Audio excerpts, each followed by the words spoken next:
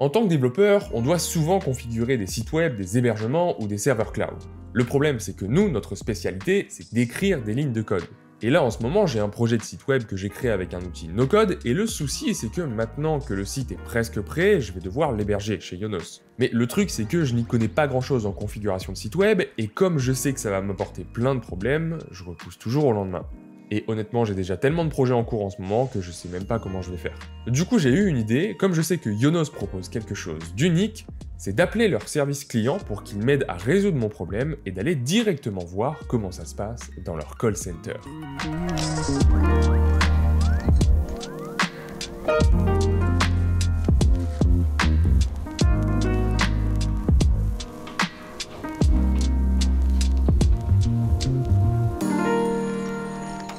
Je m'appelle Chris, j'ai 36 ans. Je suis chez Yonos depuis 8 ans maintenant. Je suis pas du tout issu du domaine de l'informatique au départ. J'ai fait d'autres jobs avant. J'étais assez intéressé du coup par ce métier-là. J'ai eu l'opportunité du coup de venir travailler chez Yonos et avec le temps, j'ai appris le travail que je fais actuellement. Donc là aujourd'hui on est sur notre logiciel d'appel. Donc je vais mettre en ligne. Après m'être mis en ligne, je vais recevoir un appel. Donc je ne connais absolument pas la raison, le pourquoi du comment et on va traiter ça du coup en direct tout simplement.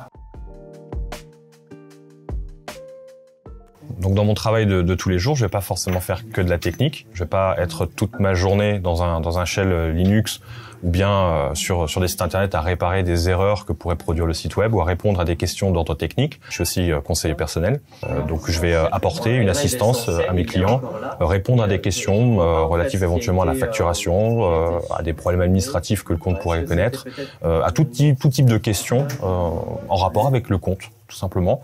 Donc j'ai un portefeuille client, je vais recevoir des demandes, des appels, des emails, et je prends connaissance de la demande et j'y réponds. Donc c'est pas que de la tech, on est là aussi pour faire du service client avant tout. Donc on n'est pas des informaticiens 100% à être le nez dans de la technique. On est là pour aider les clients serveurs qui ont souscrit à nos produits et qui ont des questions et peu importe la question. Donc un exemple concret qui vient du coup matérialiser un peu ce que j'expliquais. On a un client aujourd'hui qui avait une demande par rapport à la facturation. Le client avait des difficultés à télécharger le mandat de prélèvement SEPA pour payer ses factures. Il a eu l'assistance nécessaire lors d'un précédent appel.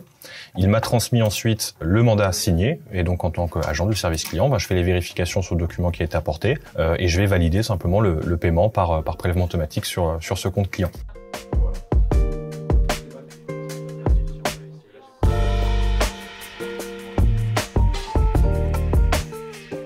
Quand Chris m'a présenté son métier et comment il faisait pour aider les clients Yonos à résoudre leurs problèmes, aussi bien des problèmes hyper techniques que des choses basiques, j'ai trouvé ça hyper intéressant. Et ce qui est drôle surtout, c'est que comme je suis client chez Yonos depuis plus de 5 ans, ça se trouve, je l'ai déjà eu au téléphone il y a longtemps. Mais avec tout ça, mon problème n'est pas résolu. Du coup, je vais demander à Gilles s'il ne peut pas m'aiguiller un petit peu. Je m'appelle Gilles, je suis au service client depuis plus de 17 ans. Le but, c'est d'aider les clients à pouvoir utiliser nos produits et pouvoir réaliser leurs souhaits avec leur site web et autres produits qu'on propose chez Yonos. Donc là, Gilles répond à mes questions, aussi bien techniques que commerciales, parce que j'avais aussi un petit bug sur mes emails. Et du coup, c'est un peu comme si j'avais un coach personnel qui m'aide à configurer mon site et mon plan d'hébergement. Écoute, déjà, on va voir quel est le type de produit. Est-ce que c'est quelque chose qui va permettre d'héberger le site chez Yonos ou peut-être qui propose déjà un hébergement. Et en fonction en fait du type de produit que c'est, on va essayer de trouver la solution pour pouvoir l'héberger rapidement sur le sous-domaine. Donc, il demande simplement de créer un CNAME sur le nom de domaine développeurlibre.com. Et du coup, on va cliquer sur domaine et SSL. Ensuite, sur donc le nom de domaine développeurlibre.com. Et on va regarder donc les paramètres DNS. Et on va ajouter ce qu'il faut pour que le produit, en tout cas le site la page soit visible. Donc on demande un enregistrement CNAME. Les enregistrements DNS, c'est tout ce qui va concerner ce qui est accessible avec ton nom de domaine.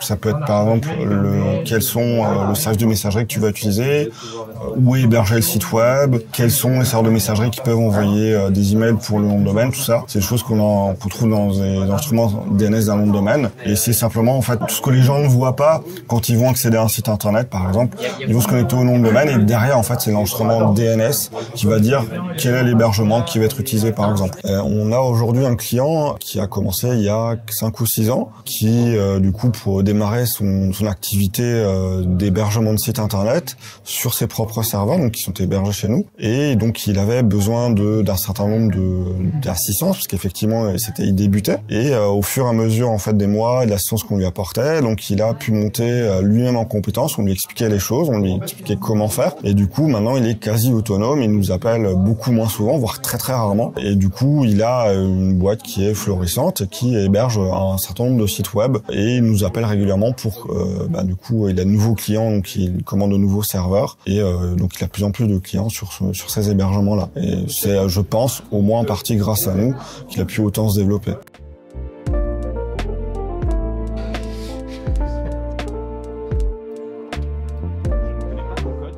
Durant toute cette journée, j'ai pu échanger avec les équipes opérationnelles et honnêtement, j'ai été bluffé par toutes les compétences qu'ils avaient. Toute la journée, il y avait des personnes qui appelaient le service client, ils les prenaient en charge en quelques secondes et ils ont réussi à répondre à tous leurs problèmes. Et je peux vous dire que pour avoir été confronté au service client de mon forfait téléphonique récemment, on a vraiment de la chance chez Yonos. D'ailleurs, en parlant de temps d'attente, il y avait un grand écran au milieu du centre d'appel, donc j'ai demandé à Thierry de m'expliquer à quoi il correspond.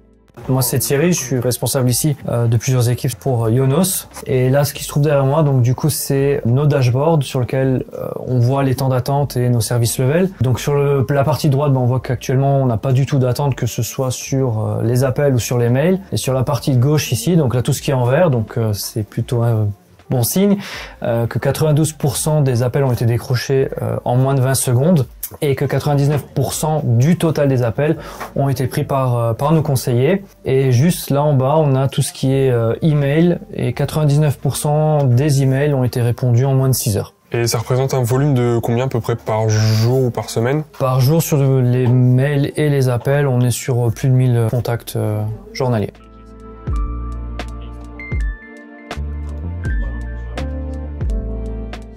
Alors je m'appelle Marie, j'ai 28 ans. Donc je travaille à Zweibrücken chez Yonos depuis quelques mois. Donc j'ai fini ma formation il y a 3-4 mois maintenant, donc c'est assez frais. Donc typiquement toutes les semaines on a des erreurs 500 qui se génèrent donc sur les sites web. Donc généralement erreur 500 c'est un peu vaste, donc il faut bien cibler d'où peut venir le problème. Ça peut venir une erreur dans le point HT access, ça peut venir les niveaux de performance sur l'hébergement qui n'est plus adapté en fait aux besoins du client et par rapport au nombre de visiteurs qu'on a dessus. Donc voilà, faut bien cibler le problème quand le client nous appelle, on pose plein de questions, on essaie vraiment de voir d'où ça peut venir et après du coup généralement on trouve assez facilement les erreurs 500, donc c'est généralement à peu près toujours la même chose. Maintenant, imaginons que je sois un petit artisan qui va lui configurer son site web, j'ai une erreur 500 sur mon site, j'y connais rien là-dedans et j'appelle le service Yonos. Donc j'ai demandé à Marie comment elle procéderait pour essayer de résoudre mon problème.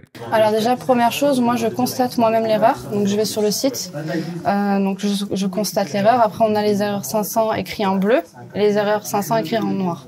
Ce qui peut générer ça peut provenir de deux différents problèmes. Donc déjà, je constate en réel.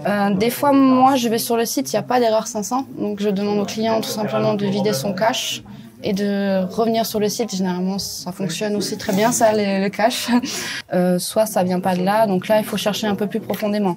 Donc typiquement, je vais aller sur l'espace client du client. Donc ça, c'est l'interface de Yonos.fr. Quand vous vous connectez à votre espace client, vous pouvez aller donc là dans la vue d'ensemble de l'hébergement. Et là, on a plein d'informations donc qui nous permettent de potentiellement cibler le problème plus rapidement. Donc dans l'espace web, on peut l'ouvrir évidemment. Ça charge un petit peu parce que là, du coup, on aura accès à tous les dossiers et tous les fichiers que font un site. Donc à partir de là, on peut voir s'il y a des erreurs de syntaxe en fait dans le point HT access. Et si on voit après un premier check que tout va bien dans les fichiers et les dossiers, on peut retourner un petit peu en arrière. On peut faire des vérifications sur la base de données qui est reliée au site pour voir s'il n'y a pas aussi un problème dedans. Et après, sinon, dernière chose, on peut regarder effectivement dans les niveaux de performance. Donc là, a priori, sur cet hébergement-là, on est sur un niveau de performance 2.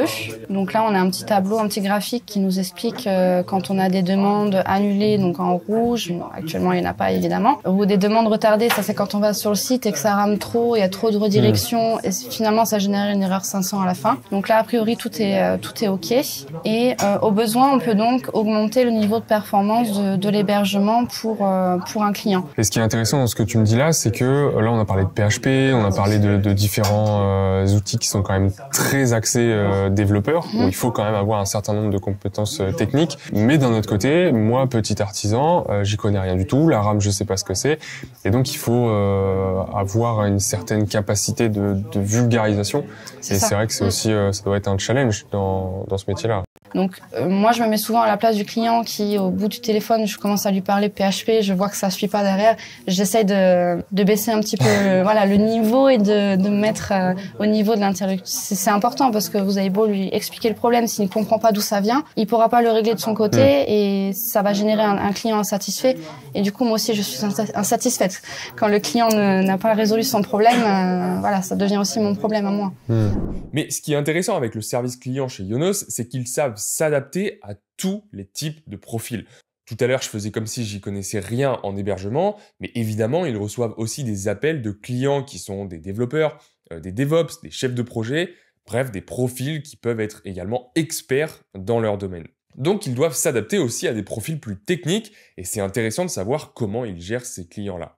Alors ça m'arrive très souvent, surtout au début, mais il y a vraiment zéro problème. Moi ce que je fais c'est que je demande l'autorisation de mettre le client en attente et je lance une demande au niveau du BO, donc le back-office, c'est ceux qui règlent un peu plus les problèmes beaucoup plus techniques. Et moi, dès que j'ai une question, je vais voir mes collègues. Et, ils sont tous là pour... En fait, on s'entraide beaucoup au bureau. On a beaucoup l'esprit d'équipe. Donc, dès que l'un de nous rencontre un problème, on n'est pas sûr de quelque chose, voilà, nous, on se permet de mettre le client en attente en lui demandant, bien sûr, la permission. Et puis, on va voir les collègues. On cherche une solution, on cherche autrement et on finit toujours par trouver de toute manière.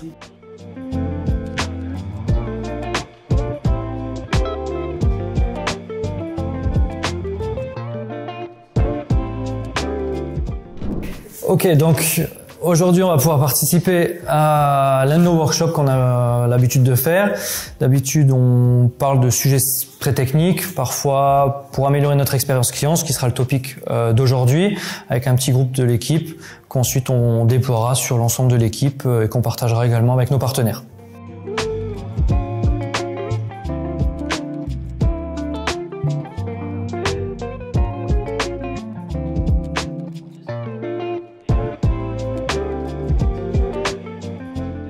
Donc déjà avant tout, merci à toi Quentin d'être venu ici aujourd'hui. Ça fait quand même des semaines que mes équipes me parlent beaucoup de toi, qu'ils attendaient avec impatience que tu puisses venir nous voir et qu'on puisse vraiment te montrer comment fonctionne aujourd'hui notre service client ici. Je pense qu'avant tout, je vais me présenter. Moi, je suis Dan Schaeffer. Ça fait plus de 17 ans que je suis dans l'entreprise. J'ai commencé, comme on peut dire, bas de l'échelle. Donc je pense que aussi pour une entreprise comme Ionos, c'est beau de pouvoir montrer que on peut, avec de l'envie, avec du travail aussi, pouvoir partir d'en bas pour un jour devenir comme ce que je suis aujourd'hui depuis 5 ans, donc directeur du service client, donc pour nos équipes en interne ou auprès de nos prestataires. Si on s'est mis ici aujourd'hui, c'est pas un hasard non plus, c'est par rapport à ce qu'on a pu aussi discuter tout au long de la journée.